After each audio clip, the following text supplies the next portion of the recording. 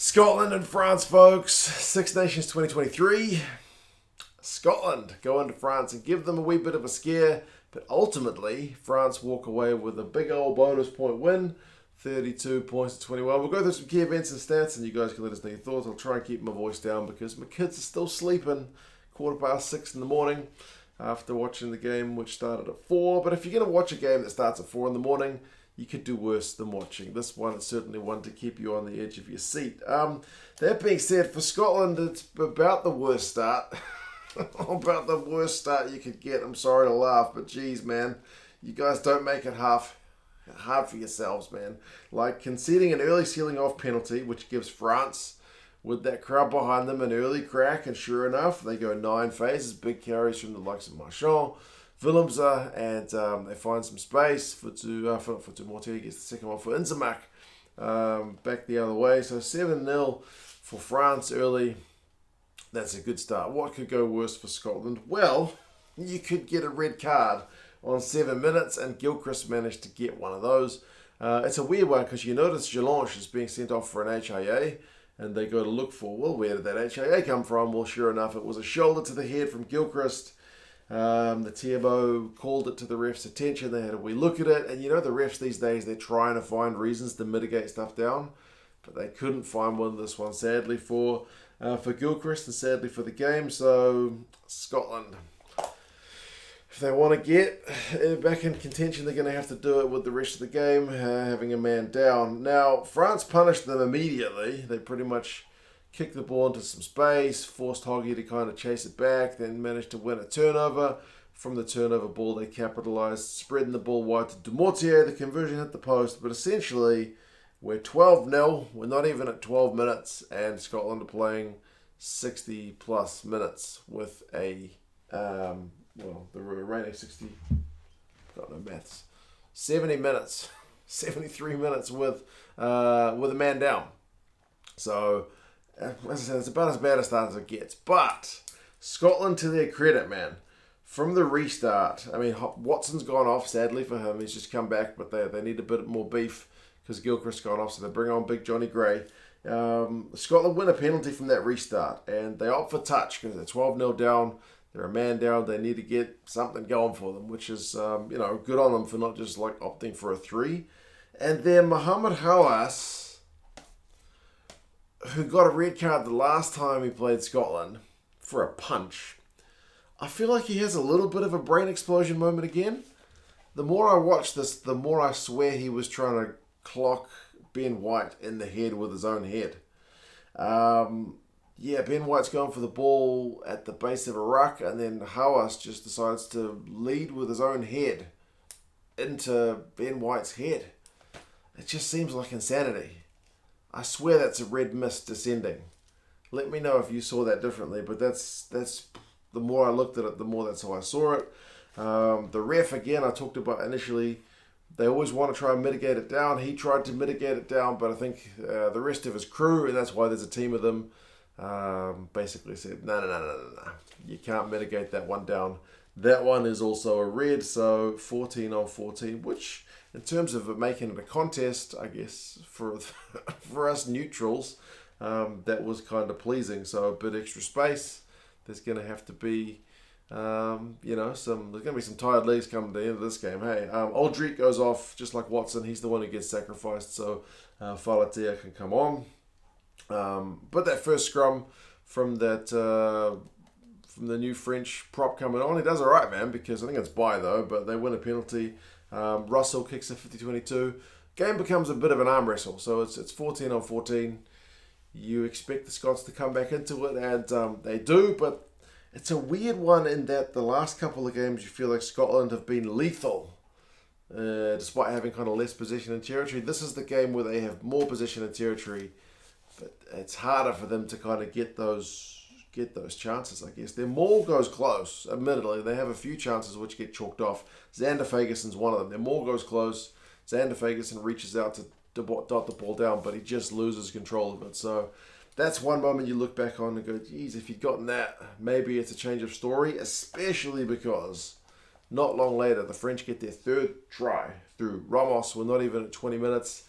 It's an intercept from a Finn Russell pass, and suddenly the French are up 19-0. It's a long road back, and that's a really soft one given that Scotland were kind of in their centres. It's one of those ones where you look back on it and go, man, if Sander Ferguson gets that try, Scotland got 7 points, France are on 12, and the Ramos try maybe doesn't happen, but then you can roll that dice as much as you like for all the hypotheticals, because then everything else would have changed. But yeah, ultimately, it's a real turnaround, so it's 19-0, looking like a long road back, like I said. Russell, though, he's doing his best, man. He gets a line break. He almost puts Duan van der Merwe over in the corner.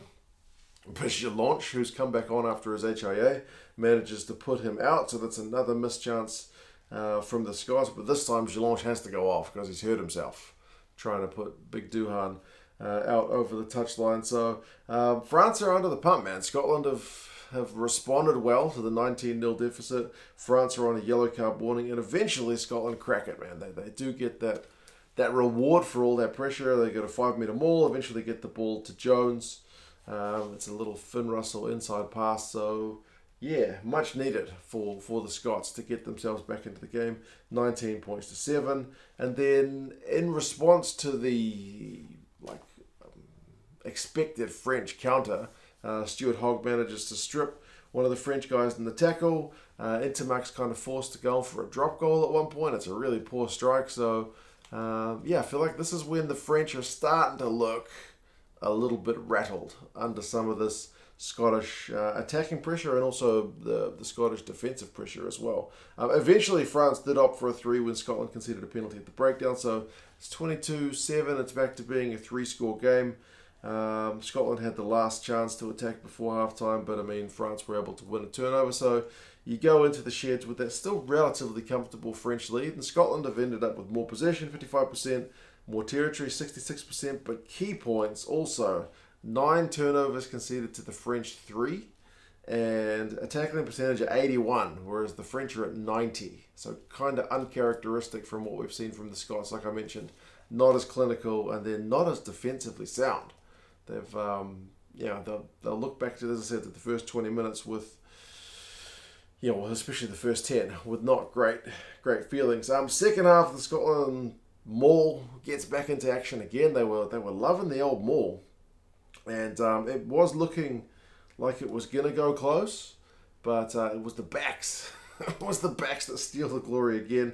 With advantage, Tuipulotu gets the ball to Hugh Jones, who gets his second try, man. He was looking really sharp. I mean, Russell's pass to Jones had set up kind of the initial line break. So, yeah, man, Scotland starting to make this look like game on. 22 points to 14. And Scotland's kicking game was absolutely causing havoc in the French backfield. Like, Ramos was having to scramble. Russell at one point from his own 22 is like cross-kicking the ball to Stain. Hoggy's pushing Ramos back, like I said, so it's getting some really good pay. Like, it's a fun watch of some kicking. I know not everybody likes the old kicking, but if you wanted to appreciate some kicking, the Scottish kicking game I thought was doing pretty nice. And then weirdly, I felt like a turning point was, of all things, Antoine Dupont tap tackle.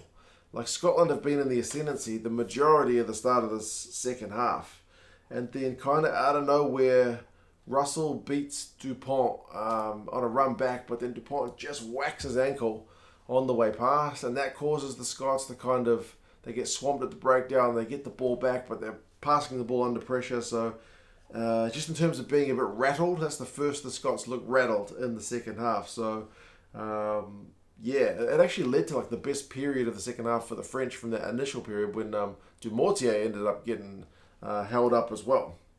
So it wasn't just all about the Scots, but it did take a while for the French to get going in their second half. France's first points in the second half came on 56 minutes with a penalty to make it 25-14, but then Ollivon gave away a pretty soft offside one from the restart, so that led to a scrum 5 metres out from the French line. The Scots went 8 phases, and then Russell put a little grubber kick through in. Came to nothing, so a little bit of a missed chance, but then they had another 5 metre scrum on 63 minutes, and another good kick through sees Ramos kind of having to scramble back. So it's a heap of pressure And it does eventually pay off when Scotland get their third one through Russell. But honestly, unlike the other games, geez, Scotland had to work for these tries, eh? The Scotland in the last couple of weeks have just looked a little bit more clinical. I mean, they did get it. I don't want to be a downer. They did get it eventually. Price's Tuipulotu with the first big carry, and then Price's wide ball to Russell. He's able to go over. So 25-21. That's proper game on. I think the momentum's with the Scots. You can hear bagpipes in the stadium. But, yeah, from then on, the French are kind of able to close the game down. I mean, Falatea did give a penalty away on attack for sealing off. And you're wondering, are the French guys starting to get a bit tired? But then the crowd starts busting out La Marseillaise, and then essentially a situation where the Scots are back on their own line. They've got the ball because they've got a maul turnover, but they've basically got to go 100 metres with only a few minutes to go, and they concede a penalty by holding on. So the pressure, I think, at the end was just a little bit too much. And then, interestingly, France changed their mindset from defending to chase the bonus point. And, man, they are able to get it through Fickou with kind of the last play of the game. France decided to take a wee quick tap, couple of phases, and Fickou, who's just been named man of the match, earns that with a nicely taken try. So it ends up being relatively comfortable on the scoreboard for France. If you looked at this without having watched the game, 32-21, not even a try would have got the Scots within kind of touching distance, or they couldn't have taken the lead at the end. But having watched the game, man, France were under the pump for large periods, but I guess it's credit to them that they can still walk away with a bonus point. For the Scots, as I said, if they'd started the game a bit better, or if they'd managed to take a few chances a little bit more clinically like they have done in the past, maybe it's a different result. But then, what's that old saying? If my grandma had wheels, she would have been a bicycle, right? So, who knows? Possession finishes 45-55, territory 40-60 to the Scots. This is what I'm talking about. They're having so much ball. They got more run meters, 423 to 395. But it's the French who've got the X factor stuff, which is what we've seen the flip side in the previous weeks with the Scots. Clean breaks is 7-3 France. Defenders beaten 22-17 France. And turnovers conceded is 17-7, with Scotland having more. And Scotland's tackling percentage, it is at 85 at the end, but that's not as good as France's 90. So, yeah, key kind of differences in the sides. Ramos finishes with 143 run meters and a couple of defenders beaten, plus that try from the intercept. Fickou finishes with that try, man of the match. Few defenders beaten at 15 from 15 tackles. The guy is pretty impressive. Dupont's also not bad himself. Finishes with a couple of try assists. Hugh Jones, 74 metres, a clean break, 6 defenders beaten. Just looked bloody sharp. Richie on defence, 14 from 15 tackles. So, yeah, not to be for the Scots. Man, I feel like they gave it a good crack. Maybe better than what it says on the scoreboard. But like I said, France is a pretty classy outfit. So, Scotland have got Ireland at home next in a couple of weeks. A chance to try and play spoiler and get themselves genuinely back in the Six Nations contention. Any hopes of a Grand Slam are gone. But now you've got several sides with one loss, and just the Irish undefeated. So Scotland would love to pick up for that one, but we will see. And the French have got an away trip to Twickenham, so we will see how they are able to back up as well. You guys let us know your thoughts on the game.